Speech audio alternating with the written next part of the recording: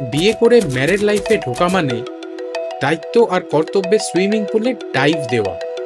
আপনি যতই ভালো সুইমার হন না কেন, বেরোতে কিছুতেই পারবেন না।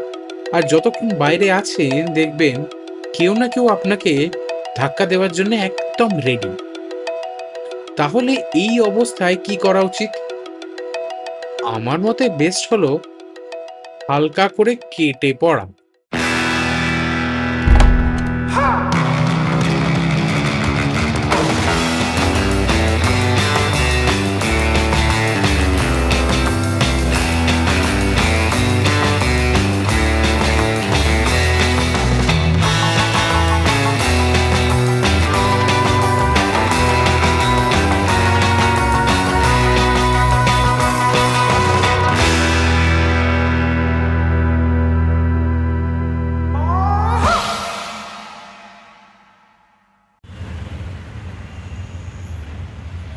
এই গল্প শুরু হয় ট্রাফিক থেকে। আজ শহরে বড্ড ট্রাফিক, কিন্তু আজ এই ভিড় আমার মন্দ লাগছে না, কারণ আর কিছুক্ষণের মধ্যেই তো ডানা মেলে উঠব।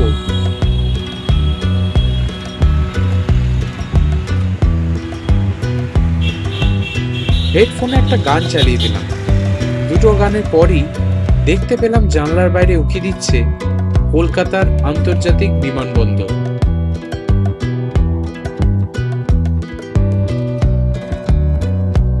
এয়ারপোর্ট পৌঁছে দেখি আমাদের দলের সবাই হাজির। আমার এবারের ট্রিপের সমস্ত দায়িত্ব নিয়েছে ওয়ান্ডার ট্রাভেলসের কৌশিক আর অরিত্র। তাদের সঙ্গে যোগাযোগের ঠিকানা আমি নিচে ডেসক্রিপশন বক্সে দিয়ে দিলাম। ট্যুর কিট ব্যাগ আর আইডি কার্ড পাওয়ার পর ভেতরে ঢোকার পালা।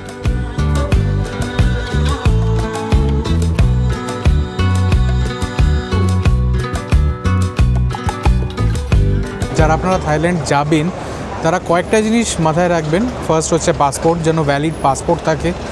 সেকেন্ড হচ্ছে এয়ার টিকিট কাটার সময় আপনাদের পাসপোর্ট নাম্বারটা দিতে হয়। থার্ড হচ্ছে থাইল্যান্ড ডিজিটাল অ্যারাইভাল কার্ড। এটা কিন্তু যখন আপনারা বোর্ডিং করবেন চেক ইনের সময়, তখন কিন্তু আপনাদের এই ডিজিটাল অ্যারাইভাল কার্ডটা এরা দেখবে। এটা অবশ্যই মানে এয়ারপোর্ট আসার আগে, ইউজুয়ালি 72 ঘন্টার আগে এটা ওপেন হয় এদের পোর্টাল লিঙ্ক আমি নিচে ডেসক্রিপশন বক্সে দিয়ে দিচ্ছি। সেটা আপনারা কিন্তু করিয়ে রাখবেন, না হলে ইমিগ্রেশনে চাপ হবে, এমনকি বেকার ঝামেলা হবে। আর last but not the least, সেটা হচ্ছে কারেন্সি আমি এক্সচেঞ্জ করিয়েছি ওরিয়েন্ট এক্সচেঞ্জ থেকে। আপনারা নিজেদের পছন্দ মতো করতে পারেন। আর আমি যাদের সাথে যাচ্ছি, ওয়ান্ডার ট্যুরস অ্যান্ড ট্রাভেলসের কৌশিক আমার বন্ধু, তার নাম্বার আমি নিচে ডেসক্রিপশন বক্সে দিয়ে দিলাম। আপনারা যারা যেতে চান তারা অবশ্যই কৌশিকের সাথে যোগাযোগ করতে পারেন। বোর্ডিং শেষ হওয়ার কিছুক্ষণের মধ্যেই আমাদের প্লেন ছেড়ে দিল।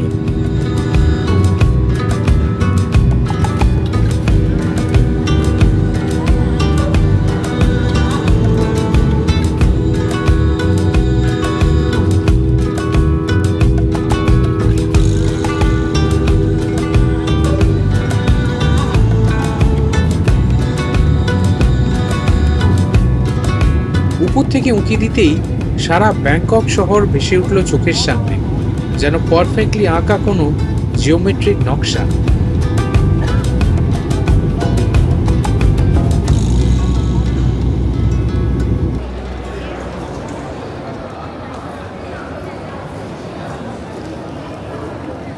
ফাইনালি এসে পৌঁছে গেছি থাইল্যান্ডের ব্যাংকক শহরের ডনমং এয়ারপোর্টে। যদি ওভারঅল এয়ারপোর্ট দেখেন, ঠিক আছে, মালয়েশিয়ার কুয়ালালামপুর এয়ারপোর্টটা যেরকম ছিল ঠিক সেরকম সাদামাটা, আহামরি কিছু সুন্দর নয় বা খারাপও নয়। কম্পেয়ার যদি করতে হয় তাহলে এর থেকে আমাদের ব্যাঙ্গালোর বা মুম্বাই এয়ারপোর্ট কিন্তু অনেক অনেক বেশি সুন্দর। যাই হোক, দুটো আলাদা দেশ, দুটো আলাদা শহর, আমি সেখানেতে কোনো কম্প্যারিজনে যাচ্ছি না। এখন আমাদের ইমিগ্রেশন হয়ে গেছে, আমরা এয়ারপোর্টে একটু ফ্রেশও হয়ে নিয়েছি। এবার আমরা এখান থেকে চলে যাব সোজা পাটায়াতে। আচ্ছা, আরেকটা ব্যাপার হচ্ছে, যদি আপনারা কারেন্সি না আনতে পারেন তাহলে এই ডনমং এয়ারপোর্টে ইমিগ্রেশন চেক হওয়ার পরে প্রচুর প্রাইভেট সংস্থার কিন্তু কাউন্টার্স আছে, যেখান থেকে আপনারা খুব ইজিলি মানি এক্সচেঞ্জ করতে পারেন। তবে হ্যাঁ, একটা জিনিস বলবো, যদি আপনারা মানে একান্ত এমার্জেন্সিতে এক্সচেঞ্জটা না হয়ে ওঠে, তবেই কিন্তু এখানে এসে আপনারা এক্সচেঞ্জ করতে পারেন। তা না হলে আমি অ্যাডভাইস করবো আপনারা ইন্ডিয়া থেকে আসবেন বা যেখান থেকে আসবেন সেখানকার লোকাল এক্সচেঞ্জ থেকে কিন্তু এক্সচেঞ্জ করে আসুন। এখান থেকে যদি আপনারা করতে চান, এই হচ্ছে বাইরের সেই কাউন্টারগুলো। আমি 6টা কাউন্টার দেখতে পাচ্ছি এবং 6টাই 6 রকম সংস্থার কাউন্টার। এখানেতে বিভিন্ন রেট আছে, বিভিন্ন সংস্থার বিভিন্ন রেট আছে, আবার ডাইরেক্ট আপনার ব্যাঙ্ক অ্যাকাউন্টেও ট্রান্সফার করে দেবে যদি থাইল্যান্ডের কোনো অ্যাকাউন্ট থাকে। তো সেই সমস্ত দেখে আসবেন এবং এখান থেকে করতে হলে আগে ভালো করে রেটটা দেখে নেবেন, তারপর এখানকার সংস্থা থেকে আপনারা মানি এক্সচেঞ্জ করতে পারেন। এয়ারপোর্টের বাইরে আমাদের জন্য বাস অপেক্ষা করছিল। তাতে করেই শুরু হলো আমাদের জার্নি ব্যাংকক টু পাটায়া।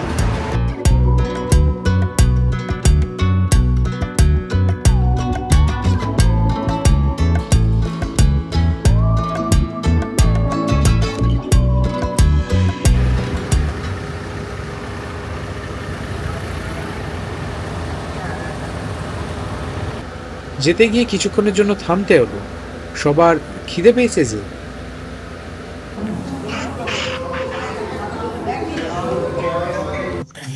চট করে দেখিনি, আমাদের এখানে ব্রেকফাস্টে গিয়ে দিয়েছে।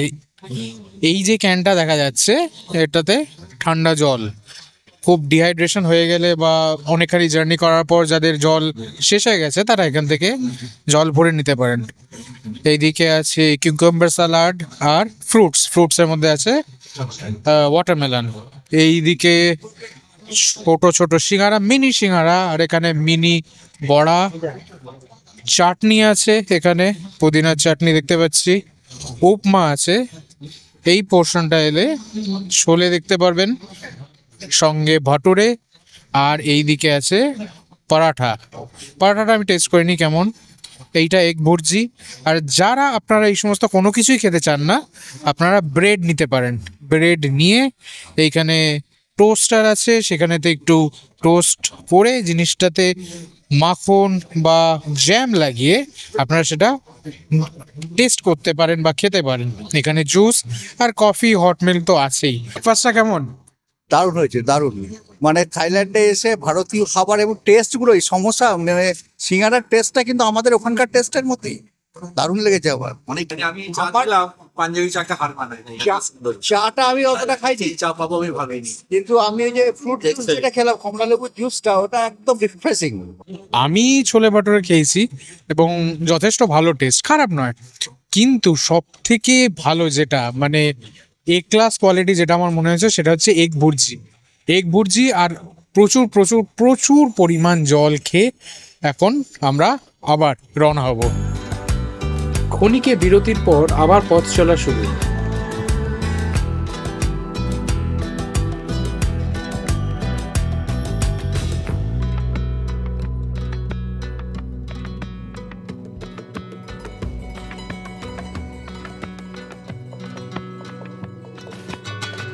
এবার রাস্তার মোড় ঘুরতেই দেখা হয়ে গেল তাঁর সঙ্গে, বুদ্ধের সঙ্গে।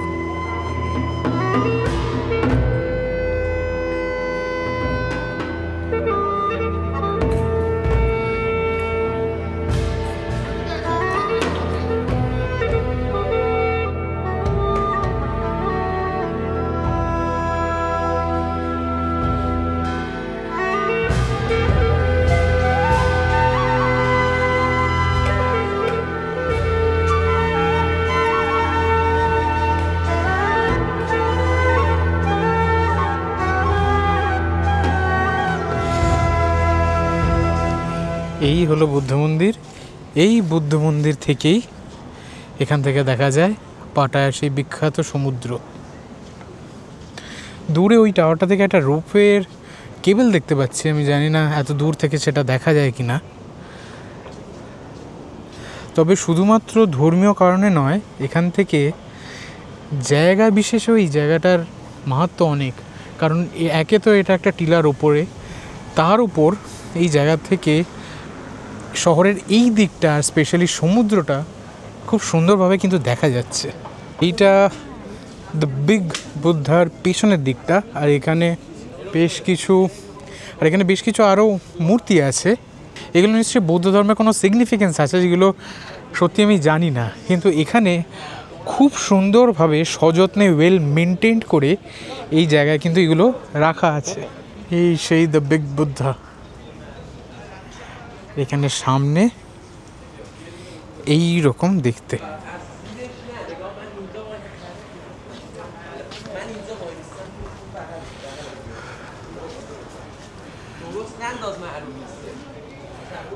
অনেকে এসে বুদ্ধাকে এখানে প্রণাম করছেন, মনোবাসনা জানাচ্ছেন, প্রার্থনা করছেন। ওইদিকে ধূপ আছে, এদিকে মোমবাতি জ্বালাতে পারেন, আগুনের ব্যবস্থাও আছে এই সমস্ত কিছু জ্বালানোর জন্য। আর এই দিকে একটা স্টল মতন আছে যেখানেতে আপনার কিছু যদি চান স্মৃতি হিসেবে সেগুলো কিনতে পারেন। মোস্টলি এগুলো বৌদ্ধ ধর্মেরই সম্বন্ধে জিনিসপত্রগুলো। এইখানে তেল বা অয়েল জাতীয় কিছু জিনিস। এই যে জিনিসটা দেখতে পাচ্ছেন এখানে সমস্ত 20 টাকার নোট আছে, 20 ভাটের নোট আছে। এগুলোকে নিয়ে সবাই প্রার্থনা করছিলেন, আমি দেখেছি ঠিকই, কিন্তু এটার সিগনিফিকেন্সটা কি সেটা আমি বলতে পারবো না। এইখানে একটা পাথর আছে দেখতে পাচ্ছি, যার সামনে সবাই বসে প্রার্থনা করছেন। খুব সুন্দর এই জায়গাটা, সবাই আসছেন, প্রার্থনা করছেন, কোনো উঁচু স্বরে কথাবার্তা নেই, নর্মাল মানে জাস্ট প্রার্থনা করতেই আসছেন। ধূপ জ্বালাচ্ছেন, মোমবাতি জ্বালাচ্ছেন, আবার নিজের মতন চলেও যাচ্ছেন। বেশ লাগলো। এখানে এসে কিছুক্ষণ বসা যায়, কিন্তু যেহেতু আমাদের হাতে সময় খুব কম, তো আমাদের এখন ফিরে যেতে হবে। দ্য বিগ বুদ্ধা দেখার পর এবার সময় ডুব দেওয়ার।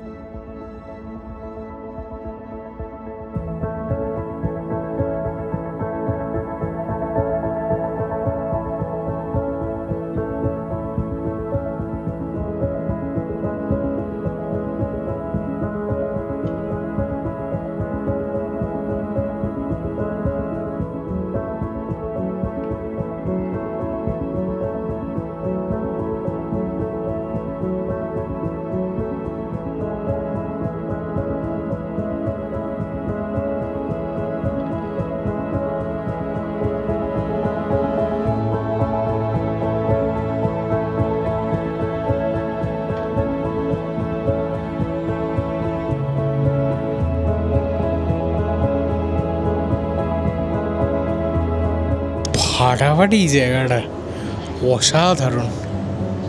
পাটায় আসলে কিন্তু এই জায়গাটা অবশ্যই আপনারা কভার করবেন। টিকিট প্রাইস আমাদের প্যাকেজের মধ্যে ইনক্লুডেড ছিল, যে দারুণ লাগলো। হ্যাঁ, আমি প্রথমটা একটুখানি স্কেপটিক্যাল ছিলাম যে আদৌ এটা ভালো লাগবে কি লাগবে না, কিন্তু বেশ মজা পাচ্ছি। আর এই টানেলটা না পুরো এরা এসি দিয়ে রেখেছে, যার ফলে বেশ ঠান্ডা, মানে একটা স্যাঁতস্যাঁতে ভাব অনুভব হচ্ছে এই জায়গাটা। খুব সুন্দর, অসাধারণ। পাটায় হলে অবশ্যই এই আন্ডার ওয়াটার অ্যাকোয়ারিয়ামটা আপনারা কিন্তু আসবেন।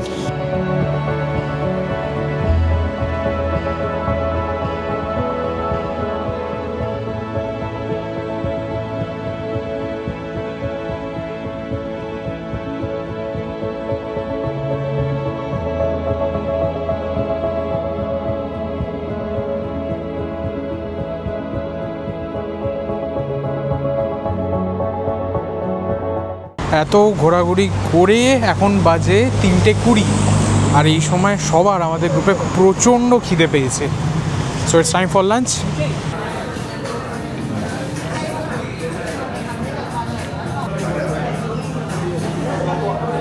আজকে আমাদের লাঞ্চে কি কি সার্ভ করেছে চলুন একবার দেখিয়ে দিই আপনাদের। এইদিকে পাঁপড় আছে, এখানে দিয়েছে স্যালাড, স্যালাডের মধ্যে দিয়েছে শসা, গাজর আর পেঁয়াজ।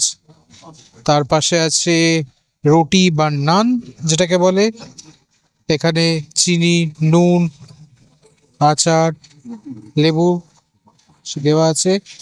তার পাশে আছে ভেজ হট সাওয়ার স্যুপ। এইটা আপনারা ওইখানে বাটি আর প্লেট দেওয়া আছে, সেখান থেকে আপনারা সংগ্রহ করে এইটা নিতে পারেন। এখানে আছে রাইস, এইটা ডাল তরকা, এখানে পনির দিয়েছে, মিক্স ভেজ কোলাপুরি, এটা দিয়েছে পাইনাপেল সুজি হালুয়া, দই, আর এখানে যারা চিকেন খেতে চান ননভেজ তাদের জন্য চিকেন রোগান জোশ। লাঞ্চটা কেমন ছিল? খুব ভালো লাঞ্চটা, ভীষণ ভালো। নামটা? কস্তুরি। যেটু লাঞ্চ কীরকম? দারুণ দারুণ দারুণ না, সত্যি বলছি দারুণ ইন্ডিয়ান লাঞ্চ সবগুলো। দারুণ এক্সেলেন্ট। লাঞ্চ সেরে আবার আমরা চলা শুরু করলাম। রাস্তার মোড় ঘুরতেই বাসের জানলার বাইরে দেখতে পেলাম পাটায়ার সেই বিখ্যাত সমুদ্র, যার নাম গালফ অফ থাইল্যান্ড। পরন্ত সূর্যের ছটা সারা আকাশ জুড়ে ছড়িয়ে আছে। দূরে ছোট ছোট নৌকাগুলো বেশ দেখাচ্ছে। সারা বিচে এখনো লোকজনদের হই হুল্লোড়। ইচ্ছে করছিল এক ছুটে চলে যাই ওই বিশাল জলরাশির কাছে, কিন্তু হলো না, কারণ এখন সময় দ্য গ্রেট কলিসিয়াম শো এর।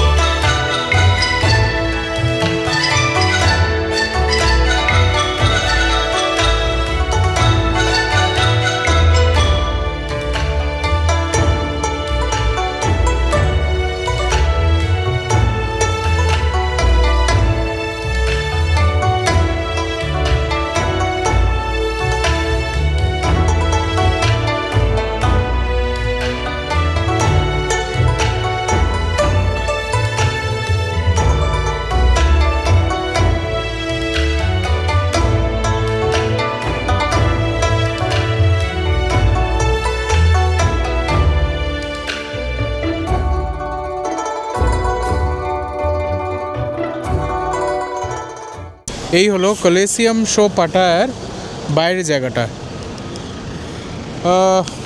আমরা এই শোটা দেখে বেরোলাম।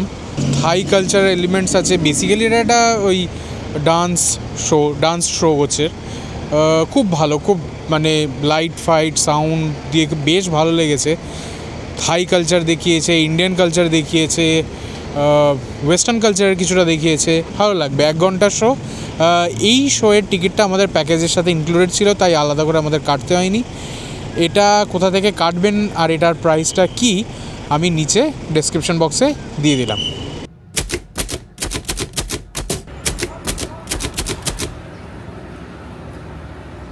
এই জায়গাটা থেকে বেসিক্যালি কর্ন আইল্যান্ড যাওয়ার যে স্পিড বোটগুলো হয় সেগুলো ছাড়া হয়। ওই যে দূরে ব্রিজটা দেখা যাচ্ছে সমুদ্রের উপরে, ওইখান দিয়েই আমরা যাব। এইটা হচ্ছে নর্মাল গভর্নমেন্টের, এটা প্রাইভেট নয়। তো এই হচ্ছে সেই পাটায়া সিটি লেখা জায়গাটা। এটার সামনেতেই আপনাদেরকে বাস, গাড়ি বা যেটা করে আসবেন সেখানেতে আপনাদের নামিয়ে দেবে। নামিয়ে দিয়ে আপনাদেরকে বাকিটা হেঁটে যেতে হবে। যদি আপনারা প্যাকেজে আসেন তাহলে প্যাকেজে ট্যুর অপারেটররা যারা আছেন তারাই আপনার এই সমস্ত ব্যবস্থা করে দেবে। আর একটা জিনিস বলতে চাই যে এই জায়গাটায় কিন্তু ধূম্রপান একদমই প্রহিবিটেড। যদি ধরা পড়েন তাহলে ভালো মতন ফাইন আছে। কোনো জায়গায় দেখলাম অলমোস্ট 3000 বাট মতন ফাইন আছে, কোনো জায়গায় তার থেকেও বেশি। তো কি দরকার সেই সমস্ত। এই সেই সমুদ্র, ঝিরঝির একটা হাওয়া দিচ্ছে, নোনা হাওয়াটা কম, বেশ ভালো। সামনে তো সি বোটের ছড়াছড়ি, আর দূরে একটা জাহাজ দেখতে পাচ্ছি, সে অনেকটা পাইরেটসদের জাহাজের মতন। পাইরেটস অফ দি ক্যারিবিয়ান যারা দেখেছেন তারা জানবেন, অনেকটা ওই রকম। এইখানেতে বোল্ডার রাখা আছে, আর দূরে ওই সিটি লাইনটা দেখা যাচ্ছে। আমি জানি না আমার এই ক্যামেরা কতটা এর বিউটিটা ক্যাপচার করতে পারছে, কিন্তু অসম্ভব সুন্দর। আর একটা অ্যাডভাইস দেবো, এখানে কিন্তু বেশ ভালো রোদ, চড়া রোদ। যাদের একটু প্রবলেম আছে স্কিনে তারা কিন্তু একটু সানস্ক্রিন নিয়ে আসবেন, নাহলে পুড়ে যাওয়ার চান্স। একে তো সমুদ্রের ধারে, তার উপরে বেশ ভালো গরম। আমি স্পেসিফিক্যালি ঠান্ডা জায়গাটা একটু বেশি পছন্দ করি, কিন্তু থাইল্যান্ড যে এত গরম হবে তাও এক্সপেক্ট করেছিলাম যে এখানে বৃষ্টি হবে, বৃষ্টি তো হয়নি। কিন্তু যাকে তো আপনাদেরকে অ্যাডভাইস করবো যে আপনারা একটু আনবেন, সানস্ক্রিন আনবেন, নাহলে কিন্তু চামড়া পুড়ে যাওয়ার চান্স আছে। কেমন লাগছে সঞ্জিত দা? দারুণ লাগছে, এক্সাইটিং। আমরা প্যারাসেলিং করবো, দারুণ। এখন আমাদেরকে যেতে হবে ওই দিকটায়, যাই গিয়ে তারপর আমরা অনেকগুলো অ্যাক্টিভিটিস আছে, সেগুলো কীরকম প্রাইস, প্যাকেজে কীরকম, সেটা আমরা গিয়ে দেখব।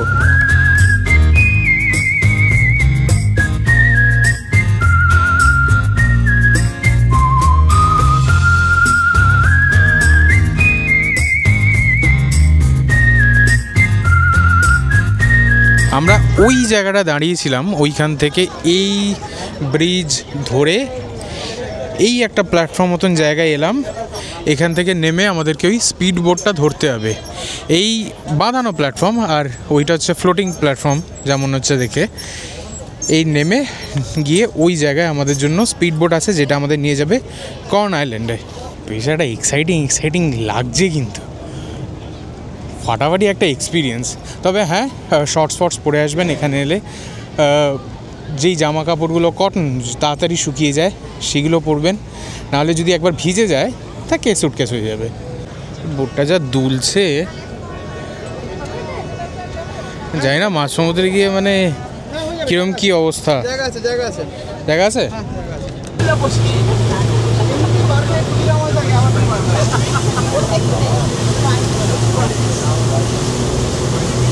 আমাদের কেনারা সমস্ত লাইফ জ্যাকেট দিয়ে দিলেন, এটা পরে উঠতেই হবে, এটা কম্পালসারি। এটা ছাড়া এখানে অ্যালাউড নয়। প্রচণ্ড দুলছে, প্রচণ্ড হাওয়াও আছে, দুলছে, এক্সাইটিং লাগছে। বেশ একটা মানে থ্রিলিং ব্যাপার জটায়ুর ভাষায় বলতে গেলে। এবার দেখা যাক কীরকম হয় আমাদের যাত্রাটা।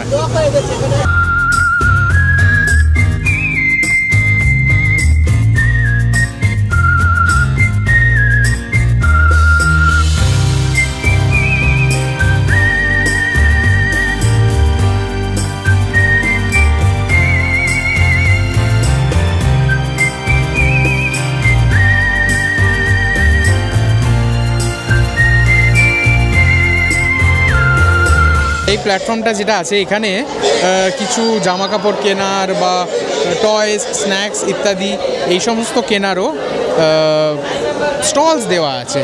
অবশ্যই আপনাদেরকে এখানে কিন্তু ক্যাশে এইগুলো কিনতে হয়। এখানে কোনো স্ক্যানার ফ্যানার বা কোনো ইউপিআই ব্যাপার স্যাপার বা কার্ড ব্যাপার কিন্তু নেই। এটা এসছি, এখানটাতে একটু তো হই হুল্লোড় হচ্ছে ঠিকই, কিন্তু এখানেই যত অ্যাক্টিভিটিস হয়, মেনলি 4টে অ্যাক্টিভিটিস হয়, এইখানে আপনাদেরকে বলে দেবে। এইরকমভাবে আপনাদেরকে গাইড করে বলে দেয়। আপনারা সবাই বসবেন এবং সামনে দাঁড়িয়ে ওনারা সব কিছু বলে দেয়, কি রেট আছে, আছে কত টাকা, কীরকম কী প্যাকেজ। 4টে অ্যাক্টিভিটি হয়। একটা হচ্ছে প্যারাসেলিং, বোটে করে আপনাকে আকাশে করে নিয়ে জায়গাটা ঘোরাবে। সেকেন্ড হচ্ছে আন্ডার ওয়াটার সি ওয়াক।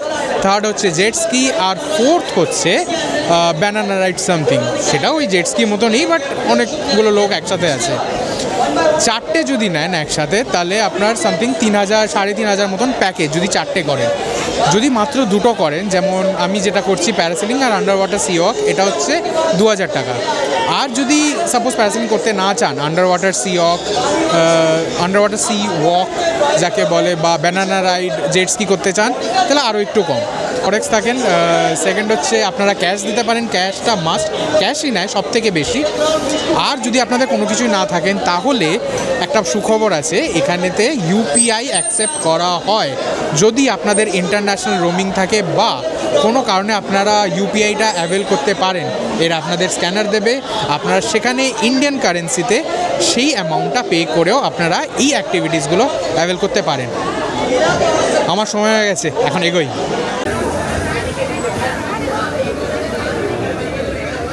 এটা যা পড়িয়ে দিয়েছে, যেটা আমাদেরকে এখানে এলাম, লাইন দিয়ে এলাম, এরা সমস্ত কিছুগুলো পরিয়ে দিল। বেশ টাইট, মানে বডি বেঁকে যাচ্ছে, এত টাইট করে পরিয়েছে। হ্যাঁ, সেফটির জন্য এইগুলো পরানো হয়, ঠিকই মানছি, বাট মানে বডিটাকে পুরো এইরকম ভাবে বেঁকিয়ে থেকে পরিয়েছে বাবা। দেখা যাক, এক্সপিরিয়েন্স ভালো হলে সবই ঠিক আছে। ক্যামেরাটা অ্যালাউ করেছে কিন্তু মাইকটা ওরা অ্যালাউ করলো না। জানি না আপনারা সাউন্ডটা কীরকম শুনতে পারবেন, চেষ্টা করবো একটু ক্লিন করে দেওয়ার, কিন্তু এত আওয়াজ এখানে, মাইকটা থাকলে ভালো হতো।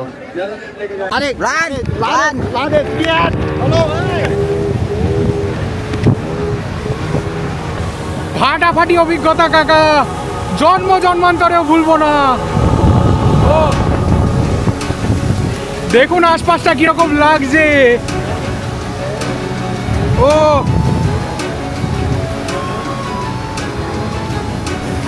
ওই পাটায়া শহর, ও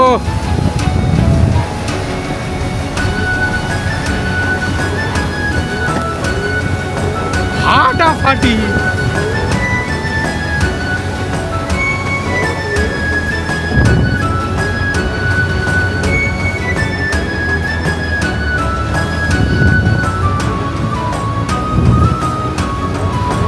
ওই সেই শ্যাকটা যেখান থেকে আমরা উঠলাম,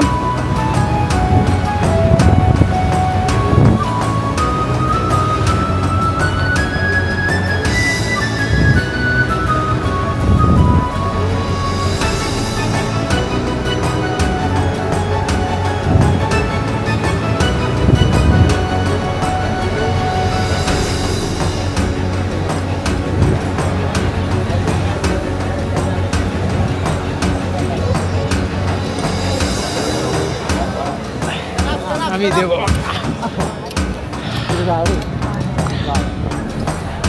ও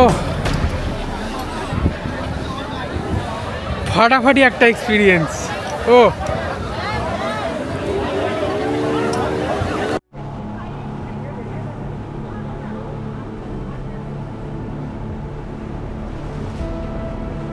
প্যারাসেলিং সেরে আন্ডার ওয়াটার সি ওয়াকের জন্য আমাদের আরেক জায়গায় নিয়ে যাওয়া হলো।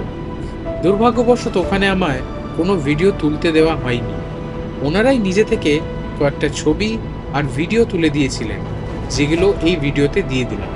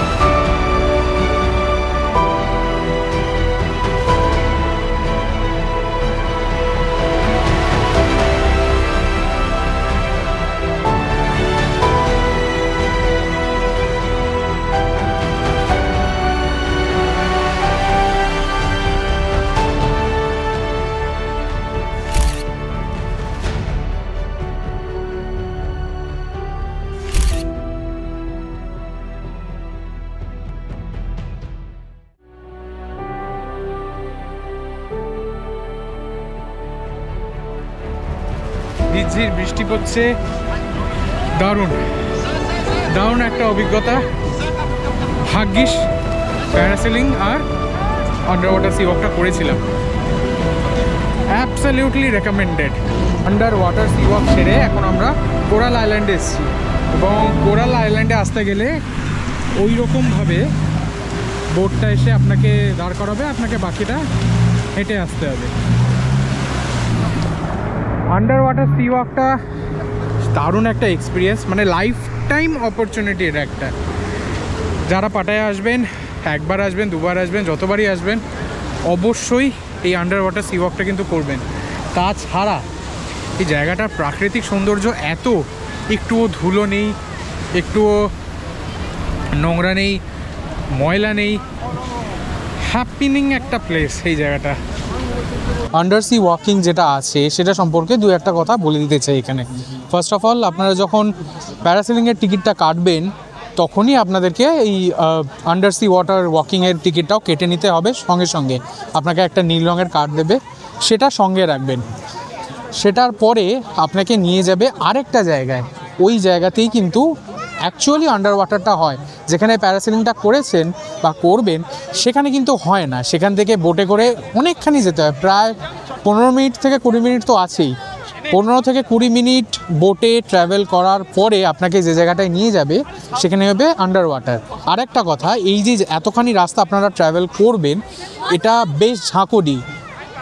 আমাদের গ্রুপেতে একজন আছে যার একটু ভমিটিং টেন্ডেন্সি এসে গেছিলো, কারণ বোটটা এতটা লাফিয়েছে এবং এতটা গা গুলিয়েছে যে যাদের একটুখানি প্রবলেম আছে তাদের কিন্তু ভমিটিং হতে পারে।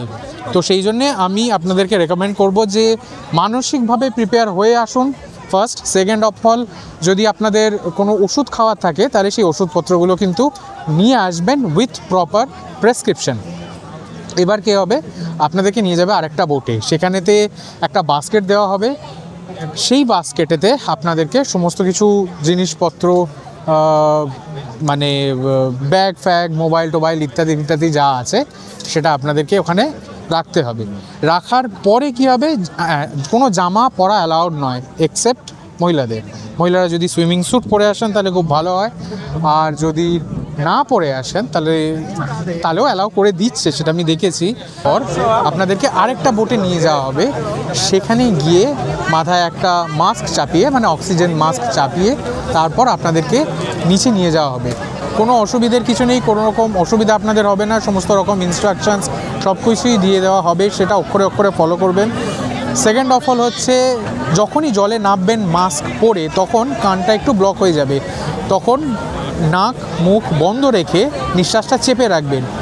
10 থেকে 12 সেকেন্ড রাখবেন, অটোমেটিক্যালি আপনার কানের তালা খুলে যাবে, কোনো অসুবিধা হবে না।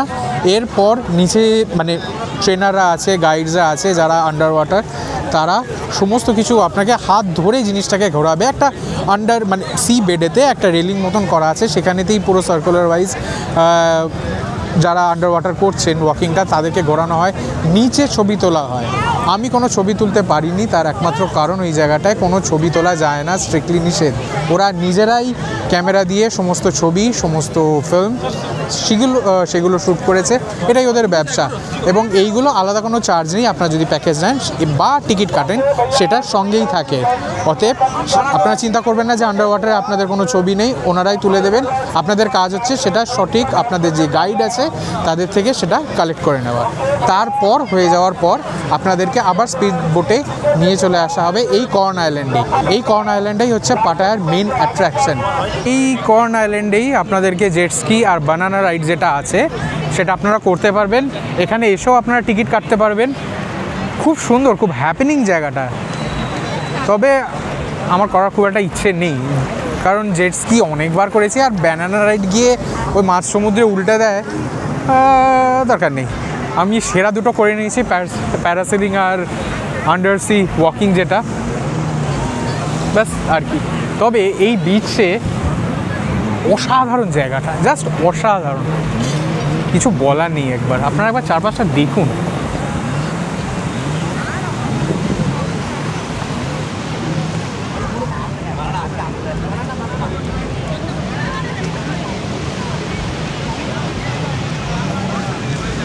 এইখানে সমস্ত শ্যাক্স করা আছে যেখানেতে আপনারা বসে বিশ্রাম নিতে পারবেন, কিছু খেতে পারবেন।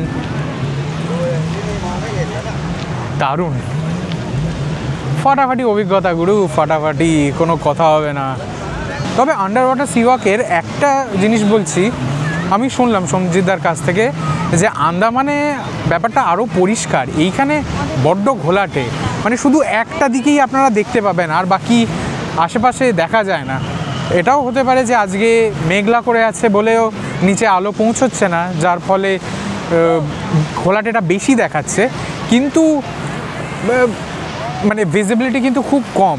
মানে আপনারা যেরকম জিন্দেগি না মিলেগি দোবারাতে দেখেছেন বা যে সমস্ত ন্যাশনাল জিওগ্রাফিক ভিডিওসতে আপনারা দেখেন, সেই রকম কিন্তু নয় ব্যাপারটা। এর থেকে জানি না আন্দামানের কীরকম। সঞ্জিতদা বললেন যে আন্দামানে নাকি আরও পরিষ্কার। খুব কোনো দিন ঈশ্বর যদি সুযোগ দেন সেটাও হবে।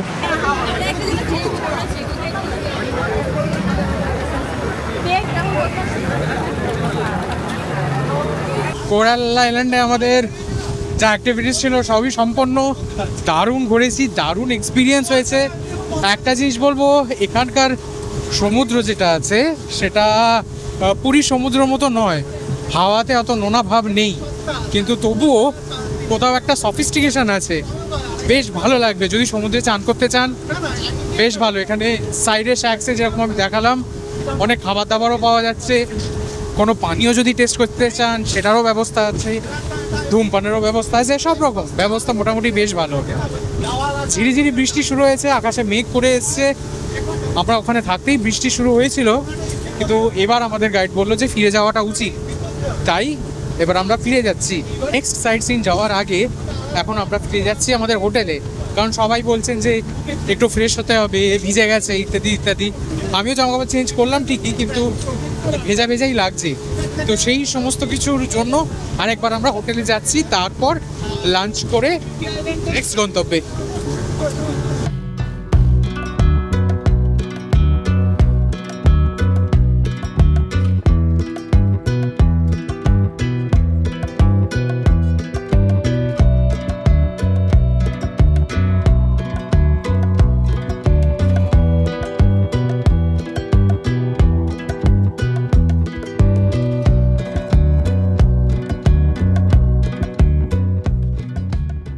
আচ্ছা, আমরা এসেছি বলিউড স্পাইসেস বলে একটা হোটেলে, জায়গাটা ঠিক এইরকম দেখতে, ওই দিকে খাবারের বুফে আছে, লাইন দিয়ে সব নিচ্ছে, আর এই দিকে এরকম সিটিং অ্যারেঞ্জমেন্ট, ব্যবস্থা ভালো। তবে একটা জিনিস বলবো, পাটায়া বা থাইল্যান্ড সরকার ট্যুরিজমটাকে কিন্তু প্রচণ্ড সিরিয়াসলি নেন, এখানে নো ফানি বিজনেস, এবং অতিরিক্ত চার্জ নয়। মানে অনেক সময় আমরা দেখি যে কোনো ট্যুরিস্ট প্লেসে বা ট্যুরিস্ট জায়গায় এলে যেই গলাকাটা ব্যাপারটা থাকে, সেটা কিন্তু এই থাইল্যান্ডে আমার এখনও পর্যন্ত চোখে পড়েনি।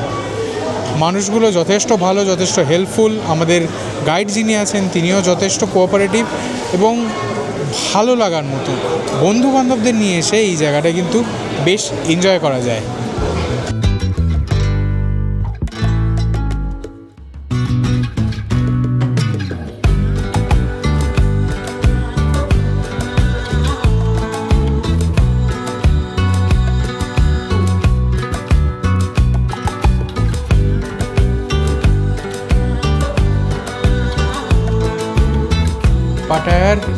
পাটায়ার হোটেল হিডেন কনসেপ্ট হোটেলের রুম নাম্বার 237টা আমায় অ্যালট হয়েছে। একবার ছোট্ট করে রুম ট্যুরটা দেখে নিন। এই হলো আমার রুম। একটু অগোছালো আছে ঠিকই, ওইটা সুটকেস। এই রুমের একটা বৈশিষ্ট্য হলো এর ব্যালকনিটা। একবার ব্যালকনিটা দেখুন। এই হোটেলটা থেকে বা এই রুম থেকে এই রকম ভিউ দেখা যায়, আর এই ব্যালকনিটা এতখানি এক্সটেন্ডেড।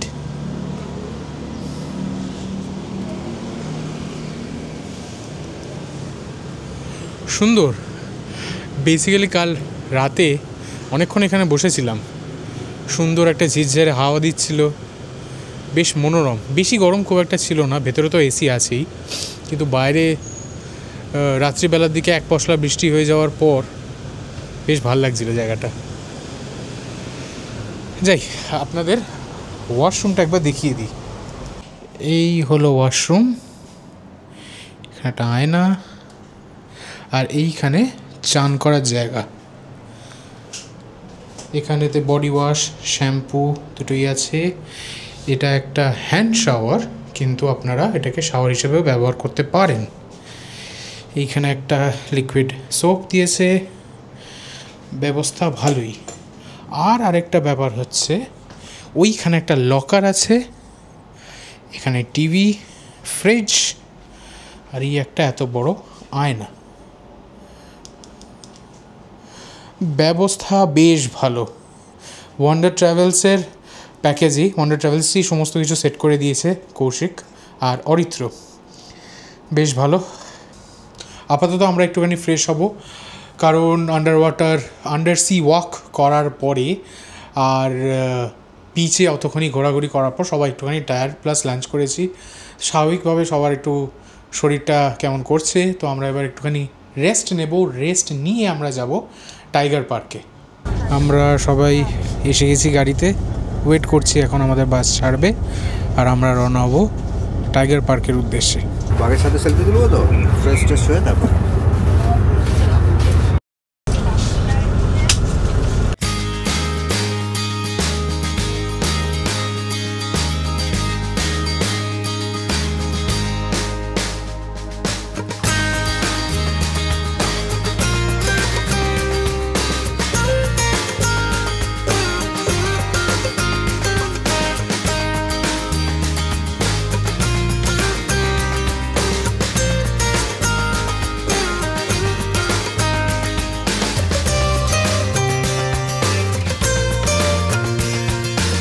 এই তো আমরা এখন ঢুকলাম টাইগার পার্কে, এবং এই টাইগার পার্কে না একটা নিয়ম আছে যে বিভিন্ন সাইজের বাঘ আছে, এবং মানে কোন বাঘটা চুজ করে তার সাথে ছবি তুলবেন সেটা আলাদা আলাদা প্যাকেজ আছে। সেটা আপনারা যখন আসবেন তখন সেই প্যাকেজে টাকা পে করে তারপর আপনারা ভেতরে যেতে পারেন। এই দেখুন, এইখানে জায়েন্ট টাইগারটা হচ্ছে 910 but, big tiger 810, medium tiger 710, small tiger 710, smallest tiger 810, golden tabby কিছু একটা হবে 1010, আর নিউবর্ন টাইগার 1010। তারপর নিচে আরও প্যাকেজ আছে, ওপরে সিঙ্গেল টিকিট। মোদ্দা কথা যেটা আমি বুঝতে পারছি যে রেস্ট তো খরচা করতে হবে, তাহলে আপনি বাঘের সাথে ছবি তুলতে পারবেন যেমন করে চান। আমরা এখন এই যে রিসেপশন এরিয়াটাতে যেখানে আছি সেইখান থেকেও বাঘটা দেখা যায়, এবং সেখান থেকেও আপনারা ছবি তুলতে পারেন। এই নয় যে একেবারেই আপনারা বাঘ দেখতে পারেন, আপনাকে খরচা করেই বাঘ দেখতে হবে। আমি 710 বাট খরচা করতে খুব একটা ইন্টারেস্টেড নই, তার চেয়ে বরং আমি 700 বাটের কিছু টাকা খাবো, কোথাও কিছু কিনবো বা কোনো জিনিসটায় যেটা কাজে দেবে। ফর মি 710 বা 1000 বাট যেটা এখানে বলছে, ইটস নট ওয়ার্থ। কিন্তু আপনারা যদি এসে এক্সপিরিয়েন্স করতে চান, এই হচ্ছে অ্যামাউন্ট, এই হচ্ছে প্রাইস। জানি না আপনারা যখন আসবেন তখন এটার প্রাইস থাকবে কি থাকবে না। আপনারা ক্যাশেও কিনতে পারেন, আপনারা কার্ডেও কিনতে পারেন, আপনারা সেটা মানে কিনে টোকেন নিয়ে তারপর আপনারা এখানে অ্যাভেল করতে পারেন। রাইট নাও আমি দাঁড়িয়ে আছি রিসেপশন এরিয়াতে। রিসেপশন এরিয়া থেকে একটা পার্টিশন মতন আছে, সেই পার্টিশন থেকে আপনারা কিন্তু এই রকমভাবে বাঘটা দেখতে পারেন। এইখান থেকে বাঘ বাবাজি এরমভাবে দেখা যায়। ও বাবা, ওইখান থেকে আরেকটা স্যার বেরোচ্ছেন। ওই দূরে আরও আছে স্যারেরা।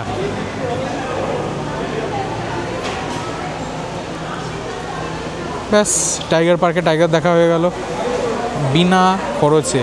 আমার মনে হয় এটাই ওকে। মানে বেড়াতে এসে একে তো আমরা খুব লিমিটেড কারেন্সি নিয়ে আসি, কিন্তু তারপর I don't think it's worth it. কিন্তু আমি আপনাকে বলবো জায়গাটা খুব সুন্দর, এসে বাঘের সাথে ছবি টবি তুলতেই পারেন। আমার for me I don't think it's really worth it. এই রিসেপশনের পাশেই একটা খাবারের জায়গা আছে, সেই খাবারের জায়গায় বিনা ফ্ল্যাশে কিন্তু আপনারা আরামসে ছবিও তুলতে পারেন বাঘের। এখানে আলাদা করে দক্ষিণা খরচা কোনো কিছুই লাগবে না। এই সেই জায়গা। এদিকে স্ন্যাক্সের বিভিন্ন কাউন্টার্স আছে, কোকোনাট কাউন্টার্স ইত্যাদি, কাবাব দেখতে পাচ্ছি। ওই দিকটা কাশি চাট ভান্ডার আছে, আমি একটু জুম করে দেখাই। ওই দিকটা কাশি চাট ভান্ডার, এখানে বিভিন্ন ক্যান্ডিজ আছে। আর এই সমস্ত জায়গাটার ঠিক পাশেই হচ্ছে এই পুলটা যেখানে বাঘেরা ঘোরাফেরা করে। ও বাবা, এই দেখুন,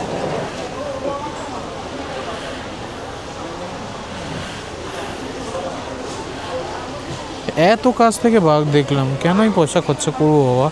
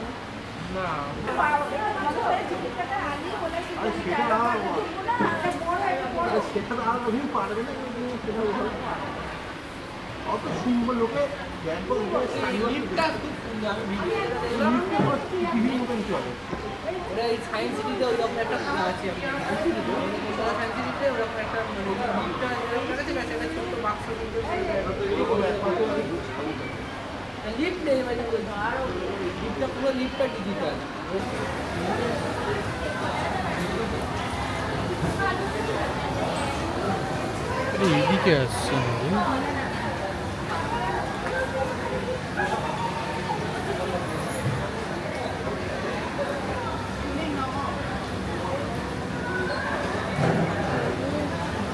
হেভি, অভিজ্ঞতাটা কিন্তু হেভি, দারুণ।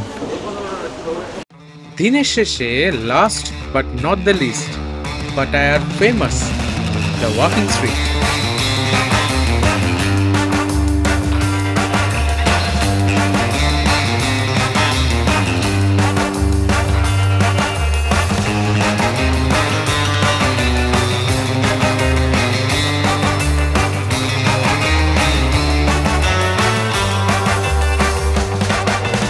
একটা কথা বলতে পারি, থাইল্যান্ড সরকার কিন্তু ট্যুরিজমের জন্য প্রচুর এফর্ট আর খরচা করে। এই থাইল্যান্ডে আপনি যাতে বোর না হয়ে যান তার জন্য সমস্ত রকম ব্যবস্থা আছে, এবং সমস্ত রকম ভালো, বেশি ভালো, সব রকমই আছে।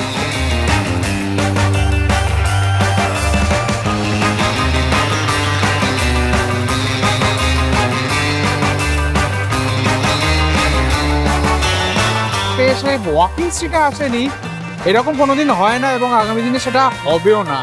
এই জায়গাটা অলওয়েজ রাত্রি 8টা থেকে 9টার পর জমজমাট হয়ে যায়। কেন হয়ে যায় আপনারা বিস্তর জানেন, ইনস্টাগ্রাম রিলসও দেখেন, ভিডিওসও প্রচুর আছে, এবং আগামী দিনেও আসবে।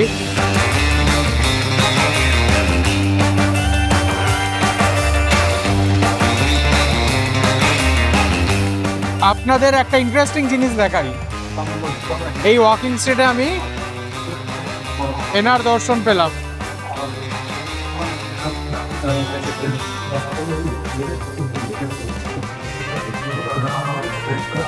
এত পাপ করলে তো পাপার দরকার পড়বেই। ওয়াকিং স্ট্রিট থেকে যদি একদম সোজা চলে আসেন কোনো কিছু না তাকিয়ে, তাহলে কিছুক্ষণের মধ্যে মানে 5 মিনিট মতন হাঁটলে জায়গাটা অনেক সোবার হয়ে যায়। এখানে ভদ্রসভ্য ক্লাবস আছে, ভদ্রসভ্য ক্যাফেজ আছে, হ্যাংলামো যেটা ওইদিকে হচ্ছে সেইটা নেই। এই জায়গাটায় এসে আপনারা ডিনার সারতে পারেন, বসতে পারেন, খেতে পারেন, রিল্যাক্স করতে পারেন।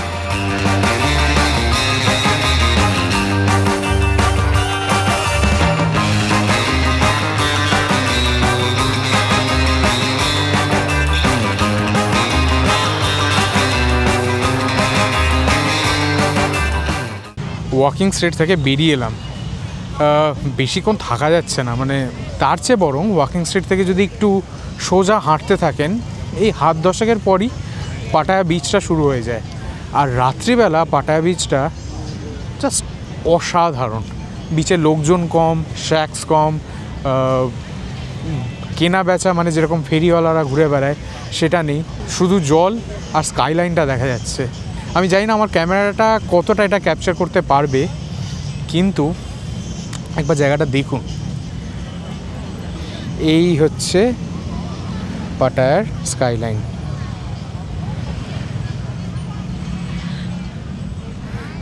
সারা বিচটাই ফাঁকা, বিচটায় কেউ নেই। ওই দিকটায় আছে ওয়াকিং স্ট্রিট, আর এই দিকগুলো হচ্ছে রেস্টুরেন্ট, পাবস, 7-Eleven আছে, বা আপনারা যদি একটুখানি ডুকু খেতে চান বা কোনো কিছু টানতে চান সেই রকম জয়েন্টসও আছে। বাট রাইট নাও এই রাত্রিবেলা পাটায়া বিচের ধারে জায়গাটা কিন্তু বেশ নিরিবিলি, বেশ উপভোগ করতে পারছি জায়গাটা, এতটাই শান্ত।